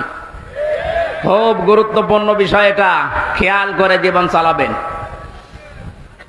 যে মানুষগুলোর আত্মার মাগফিরাত এবং রূহের আহত মানুষদের সুস্থতায় কামনায় তাফসীর মাহফিলের আয়োজনে, বিশাল আয়োজনে যারা আঞ্জাম দিয়েছে, যারাই খেদমত করেছে এত বড়, আল্লাহ প্রত্যেককেই তাদের মনের কামনা বাসনা পূরণ করুন। আমরা বারবার বলছি, আমরা কিন্তু এখনো পর্যন্ত বিজয় অর্জন করতে পারি নাই, আমরা শুধুমাত্র স্বাধীন হয়েছি কেবল। আমরা জুলুম মুক্ত হয়েছি, এখনো পুরোপুরি না, ষড়যন্ত্র তো থেমে নেই। এই জন্য আসল বিজয় হবে তখন যখন দেখব কোরআনে কারিম দিয়ে 56,000 বর্গ মাইল চলছে। কারণ এই দেশটায় 53 বছরে বাবা চালিয়েছে, স্বামী চালিয়েছে, চাচা চালিয়েছে, বুবু চালিয়েছে, ভাবি চালিয়েছে, সবই আমি না দেখিয়ে মুরব্বীরা দেখিয়েছে। এক কথা বলে না কেন? শুধুমাত্র এখন দেখতে বাকি আছে এইটা দিয়ে চললে কেমন লাগে, এইটা দিয়ে যেন সংসদ চলে, দেশটা চলে, দেখতে চান না?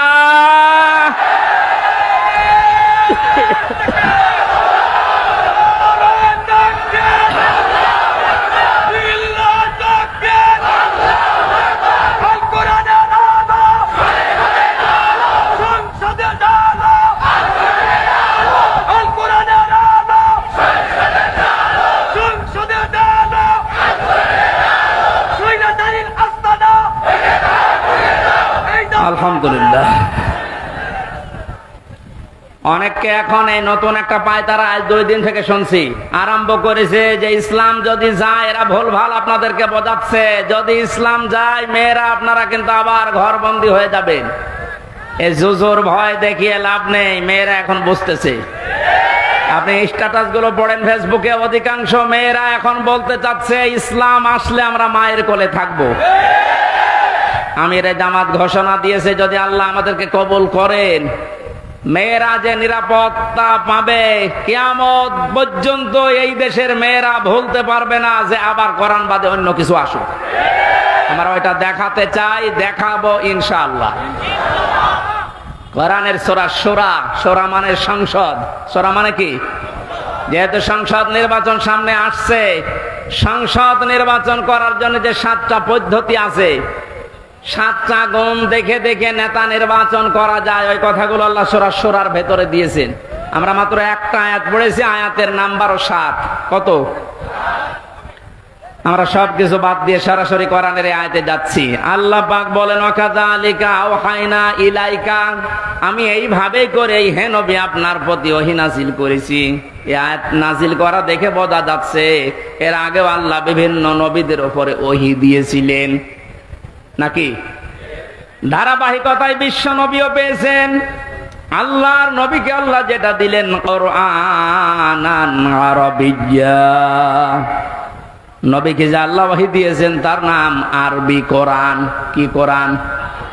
এই ভাষাটা যেহেতু আমাদের মাতৃভাষা না, এই জন্য আমাদের কাছে একটু কঠিন লাগে, কিন্তু পৃথিবীতে সবচাইতে সহজ ভাষা আল্লাহ জানিয়েছেন আরবি ভাষা। ওহী যেহেতু কোরআনে কারীম আরবি ভাষায় এসেছে, মুসলমানেরা আমাদেরকে এখন ইমানের দাবি অনুযায়ী আরবি ভাষায় শুদ্ধ করে কোরআন শিখতেই হবে, মাস্ট বি। আমি অনেক পীর সাহেবের মুরিদ, অনেক ইসলামী আন্দোলনের ভাইদেরকেও দেখেছি কোরআনে কারীমের কাছে যে ওরা দুর্বল। শুদ্ধ করে কোরআন পড়া বোঝার যে সিস্টেম গুলো চালু আছে, এটা 100 এখন আমাদের ফলো করা লাগবে। আমি যতটুকু দেখতেছি প্র্যাকটিক্যাল লাইফে, যে রিপোর্ট গুলো পূরণ করা হয় প্রতিদিন 3 আয়াত 5 আয়াত 10 আয়াত আপনি যা পড়বেন শুদ্ধ করে পড়বেন, বুঝবেন এবং ওটা লিখে রাখবেন। এই সিস্টেম যদি কেউ 4 মাস 6 মাস 1 বছর পালন করতে পারে, আস্তে আস্তে তার শুদ্ধ হয়ে যাবে। আর এটা হওয়ার জন্য দেশে একটা বিশ্ববিদ্যালয় আছে, তার নাম জামাতে ইসলামী। আমি অন্য কোন জায়গায় এসে সিলেবাসটা পাইনি। আপনি যা যা করেছেন সবগুলো পয়েন্ট আকারে ওখানে লেখা লাগে, আপনার জীবন এমনি পরিশুদ্ধ হয়ে যাবে। নিজেকে যদি পবিত্র করতে চান, পরিশুদ্ধ করতে চান, ফিরে আসেন। আহ্বান জানাচ্ছি, দাওয়াত দিচ্ছি, নয়তো আবার বলবেন যে আল্লাহ আমি দাওয়াত পাইনি। এই জন্য দাওয়াত দিয়ে দিলাম। যদি বিশ্ববিদ্যালয়ে পড়ার ইচ্ছা থাকে, আপনি মূর্খ মানুষ হন, অসুবিধা নেই। বিশ্ববিদ্যালয়ে যদি পড়াশোনা করার মন মানসিকতা থাকে, ইচ্ছা থাকে, বাংলাদেশ জামাতে ইসলামীতে আপনি যোগ দিয়ে পড়া দেখবেন বিশ্ববিদ্যালয়ের মতো। আপনার জীবন ঠিক ওই ধাঁচে গড়ে তুলবে। একটা মানুষ সব দিক থেকে পারদর্শী হয়, অথচ লোকটা দেখেন ডাক্তার। আজকে কুষ্টিয়াতে ভাষণ দেওয়ার সময় তিনি উদাহরণ দিচ্ছিলেন, উনি কিন্তু একটা সার্জন ডাক্তার, অপারেশন করতেন। তার মানে ডাক্তারি লাইনে উনি সর্বোচ্চ। কোরআনে কারীমের লাইনে তো আমি নিজে দেখেছি তার জ্ঞানের বহর এবং শুদ্ধ। হাদিসের লাইনে উনি পাণ্ডিত্য অর্জন করেছে অনেক আমাদের মতো হাজারো আলেমের চাইতেও বেশি। ইংরেজিতে বক্তব্য দিচ্ছে, অনেকে আছে ইংরেজি বক্তব্য দূরের কথা, ইংরেজির নাম শুনলে ভয় পায়। কথা বলছে না কেন? চারিদিক থেকে জ্ঞান অর্জন করার জন্য লোকটাকে যে জায়গা থেকে তুলে নিয়ে এসেছিল আল্লাহ, ওখানে যদি এতদিন থাকতেন বড় নাস্তিক হয়ে যেতেন ইনুর মতো। সেখান থেকে আল্লাহ তুলে এনে কত বড় দায়িত্ব দিয়েছে তার মাথার উপরে। এই জন্য এই বিশ্ববিদ্যালয়ে আপনিও ভর্তি হতে পারেন, এখনো সুযোগ সময় আছে। আপনাকে আমরা জান্নাতে নিয়ে যেতে চাই এই বিশ্ববিদ্যালয়ে ভর্তি হওয়ার মাধ্যমে। সাফ কথা বলছি, জীবনে গুনাহগার যদি হয়ে থাকেন, গুনাহ অল্প স্বল্প যায় থাক, যদি একামতে দিন কায়েম করা লাগবে দিন, এই আন্দোলনের সাথে একনিষ্ঠভাবে ইখলাসের সাথে লেগে থাকতে পারেন, আমি কোরআন হাতে নিয়ে গ্যারান্টি দিতে পারি আল্লাহ আপনাকে জাহান্নামে দেবে না। সূরা সফের আয়াত। আবার বলছি, ইসলামী আন্দোলন যদি দুনিয়ায় করেন, একামতে দিন কায়েম করার জন্য ইখলাসের সাথে অ্যাক্টিভিটিস নিয়ে যদি ময়দানে থাকেন, কায়েম হলে ভালো, না হলেও আপনার অসুবিধা নেই, আপনাকে আল্লাহ জাহান্নামে দেবে না। হ্যাঁ, জান্নাতেও দেবে না কয়েকটা কারণে। তার ভেতরে 1 নাম্বার, আপনি যদি মা বাবার সাথে বিয়াদবি করে থাকেন জান্নাত পাবেন না। আর এই বিশ্ববিদ্যালয়ে আসলে মা বাবার সাথে বিয়াদবি করার কোনো রাস্তা খোলা নেই। সবগুলো একেবারে ট্রেনিং দিয়ে দিয়ে ওই পর্যায়ে নিয়ে যাওয়া হয়। মানুষের মতো মানুষ হওয়ার জন্য, দেশ প্রেমিক মানুষ হওয়ার জন্য এই দেশে ওপেন বলছি, ইসলামী ছাত্র শিবির ছাড়া কোনো রাস্তা খোলা নেই। আপনি যদি চ্যালেঞ্জ দিতে চান, নিয়ে আসেন অন্য সংগঠনগুলো, আমি একটা শিবিরের ছেলেকে নিয়ে যাব, তামাম দুনিয়া সব নিয়ে আসেন। 100 ভাগ না হলে আমি 99 ভাগ গ্যারান্টি দিতে পারি, ওদের চরিত্র যদি 100 ভাগের 10 ভাগ ঠিক হয়, এর চরিত্র 100 ভাগের 70 ভাগ ঠিক থাকবে। আল্লাহ রাব্বুল আলামিন কোরআনে কারীমকে যেহেতু ওহী হিসাবে আরবি ভাষায় দিয়েছেন, এখানে শুনলাম একটা মাদ্রাসা আছে, আমি যে বাড়িতে ছিলাম তিনি বলছিলেন আপনাদের একটা সুযোগ আছে আল্লাহর এই ওহীকে শিক্ষা করার জন্য, এরকম মাদ্রাসায় আপনি ভর্তি হয়ে যান যে বয়সে থাকেন। কোরআন শুদ্ধ করা ছাড়া, কোরআন পড়া ছাড়া আল্লাহর নিকটবর্তী হওয়া যাবে না। ইমাম মালিক বলেছিলেন, মাবুদ তোমার প্রিয় হওয়া যায় কিভাবে?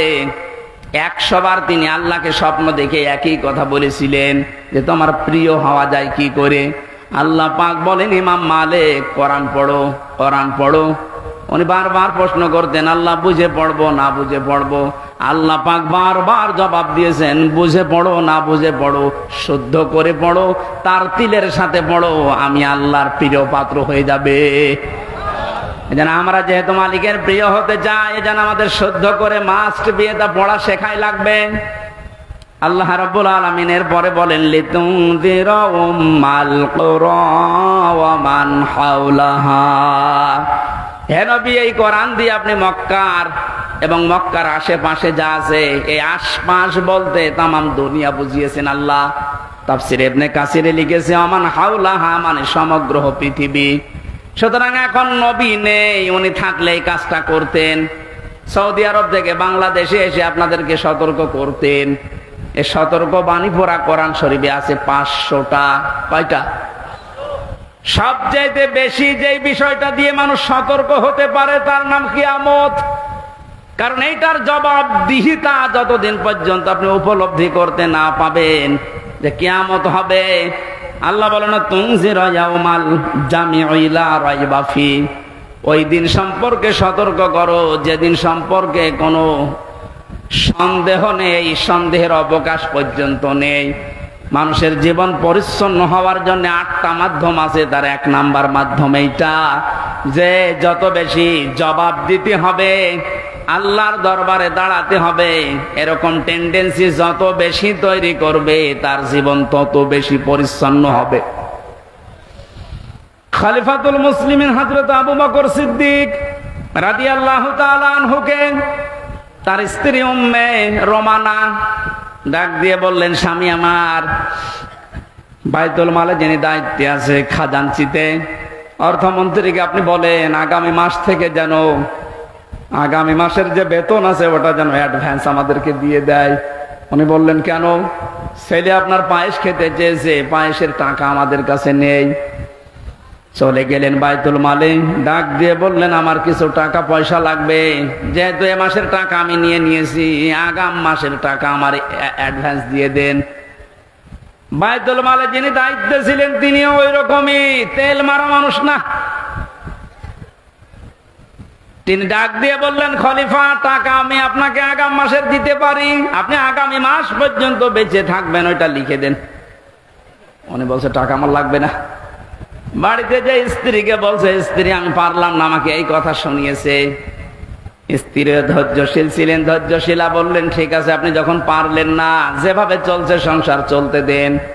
15 দিন পর তিনি পায়েস রান্না করে দিয়েছে। হযরতে আবু বকর বললেন, স্ত্রী পেলে কোথায়? আপনাকে বলেছিলাম, আপনি তো অপারগতা প্রকাশ করলেন, আপনি পারেননি। আমি প্রতিদিন 1 মোট 1.5 মোট করে তুলে রাখতাম এই আটা চাউল যাই বলেন। এই 15 দিন তুলতে তুলতে প্রায় 2 কেজি হয়ে গেছে। ওটা পাশের বাড়িতে বিক্রি করে আমি আজকে এই পায়েসের ব্যবস্থা করেছি, কোনো উল্টাপাল্টা কাজ করিনি। উনি বললেন, ঠিক আছে, সন্তান আব্দুল্লাহ ভালো করে খাও।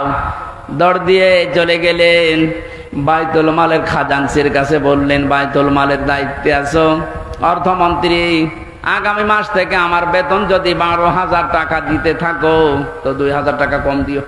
কেন? কারণ 10,000 টাকা হলেও আমার সংসার চলে, এটা আমি দেখেছি। আমার মনে হচ্ছে এই যে কিয়ামতের জবাব দিতে হবে টেন্ডেন্সি তার ভেতরে কোন পর্যায়ে ছিল আপনি বলেন। আর 1628 জন মানুষ দায়িত্বে আছে, দায়িত্বে যে সরকার আছে থাক, এর এই 1628 জন মানুষ শুধু এখন যদি আবু বকরের মতো এই চিন্তা নিয়ে দেশটা চালায়, আমার মনে হচ্ছে 16 ঘন্টায় এই দেশটা একেবারে রোল মডেল হয়ে যাবে। এতদিন যারা রোল মডেল করেছিল, কি মডেল দেখিয়েছেন আপনি? কি মডেল দেখিয়েছেন? এটা একটা জরিপ পেলাম আজকে, এটা শোনালে আপনার মাথা খারাপ হয়ে যাবে। অবশ্যই চাক 2009 সালে পিলখানার নির্মম হত্যাকাণ্ড, আমার সাথে 1500 জন মানুষের, তার ভেতরে আমার মনে হয় 900 মানুষকে তো আমি পরিচয় করেছিলাম বিডিআর বিদ্রোহের নাম দিয়ে। এই 14-15 বছর বেকার তারা জেল খাটতেছে, কিচ্ছু জানে না, এমনও মানুষ আছে। পঞ্চগড়ে এক মুরব্বীর সাথে পরিচয় ছিল, বলছে আমি রিটায়ার্ড করবার 1 মাস পরে, অথচ আজ 15 বছর 14 বছর আমি জেলে আছি।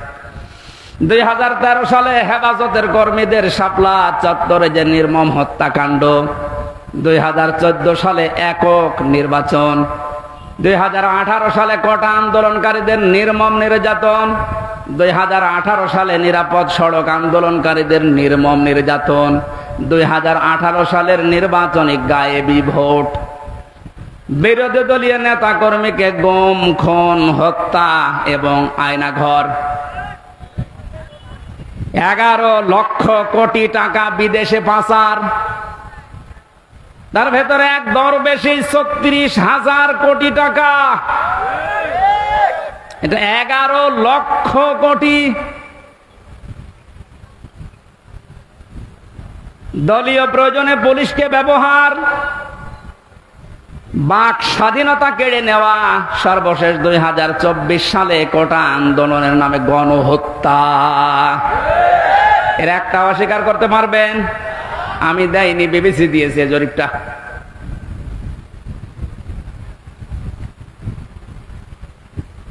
এই জন্যই তো বলছি 1628 জন মানুষ যদি এই বাংলাদেশে এখন হযরতে আবু বকরের এই মন নিয়ে দেশটা চালাতে পারে, আন্দাজে উল্টা পাল্টা টার্গেট দেওয়া লাগবে না। কি রোল মডেল বানিয়েছিলেন? এই যে জরিপ এখন সামনে আসতেছে, কত বড় দুর্নীতিগ্রস্ত একটা রাষ্ট্র হয়ে গেলে বাইতুল মোকাররমের ইমাম পর্যন্ত পালিয়ে যায়। একটা বড় মসজিদের খতিব, সে লোকটাও পালিয়ে গেল। তার মানে কোন জায়গাটা বাকি আছে আপনি বলেন? কোন জায়গা বাকি নেই। একটা মসজিদের খতিব যদি পালিয়ে যায়, আসলটা তো পালিয়েছে, মসজিদের খতিব পালিয়েছে। তার মানে তামাম দুনিয়া দেখেছে যে আপনি কোন পর্যায়ে দুর্নীতিকে নিয়ে গিয়েছিলেন, আর রোল মডেল বানিয়েছেন বাংলাদেশ। রোল মডেল হবে হযরতে আবু বকরের চিন্তা নিয়ে আসেন যে আমার 8,000 10,000 টাকা হলে মাস চলে যায়, অর্থমন্ত্রী আগামী মাস থেকে তুমি 2,000 কম দিও। কিয়ামতে জবাব দিতে হবে। বিশ্বাস যত বেশি তৈরি হবে, আপনার জীবন পরিচ্ছন্ন হবে। ফারিকুন ফিল জান্নাতি ওয়া ফারিকুন ফিস সাঈর। একদল মানুষকে আল্লাহ জান্নাতে প্রবেশ করাবে, একদল মানুষকে জাহান্নামে দেবে। সুতরাং যাদেরকে জান্নাতে দেওয়ার ঘোষণা দিচ্ছেন, আল্লাহ যেন এই দলে শামিল হওয়ার তৌফিক দেন। আমিন, আল্লাহুম্মা আমিন। লা ইলাহা ইল্লা আনতা সুবহানাক ইন্নী কুনতু মিনাজ জালিমিন। ও মাবুদ, কোরআনে কারিমের কথাগুলো শোনার জন্য মানুষগুলো এত পাগল, এদের ওপরে তোমার খাস রহমত নাজিল করে আল্লাহ। এই আয়োজনে যদি খুশি হয়ে সওয়াব দিয়ে থাকো, আমাদের নবীজির রওজায় পৌঁছিয়ে দাও। তামাম দুনিয়ার মাটির নিচে যত মানুষ ঘুমিয়ে গেল, আল্লাহ মাফ করে দাও। যে সমস্ত শহীদদের আত্মার মাগফিরাত এবং অসুস্থ মানুষদের সুস্থতায় কামনায় এই মাহফিলের আয়োজন, আল্লাহ তুমি সব দেখতে পাচ্ছ, সব শুনতে পাচ্ছ। ওদেরকে তুমি শাহাদতের উচ্চ মর্যাদা দান করো। আহতদের তুমি শেফায়ে কামেলা জেলা নসিব করে দাও। এ বাংলাদেশে আমরা স্বপ্ন দেখি কোরআন দিয়ে চলবে। আল্লাহ, আমাদের কোনো স্বপ্ন নেই। এটা আমাদের রাজনীতিও না, এটা তোমার নীতি। যেহেতু তুমি জানিয়েছো কোরআনে কারিম দিয়েছি রাষ্ট্র চালাতে, আমরা এইটা চাই, তুমি চোখে দেখার তৌফিক দাও। যা করা লাগে আমরা তোমার হাতে দিলাম। আল্লাহুম্মা ইন্না নাজআলুকা ফি নুহুরিহিম ওয়া নাউযু বিকা মিন শুরুরিহিম। মুসাফির অবস্থায় আছি, অসুস্থ অবস্থায় আছি, মাজলুম অবস্থায় আছি, আল্লাহ তুমি আমাদের মোনাজাত কবুল করো। জীবনে কিচ্ছু চাই না আমাদের নিজেদের জন্য, শুধু এইটা চর্ম চোখে দেখতে চাই যে কোরআন দিয়ে দেশটা চলছে। মা বোনেরা পর্দায় আছে, পর্দায় থাকার তৌফিক দাও। আল্লাহ তাআলা আমার স্ত্রী অসুস্থ, আমি দোয়া চাই, মেহেরবানি করে তাকে তুমি শেফায়ে কামিলা আজেলা নসিব করে দাও। আমাদের সন্তানাদিগুলোকে তুমি নেককার বানাও। আগামীতে এলাকা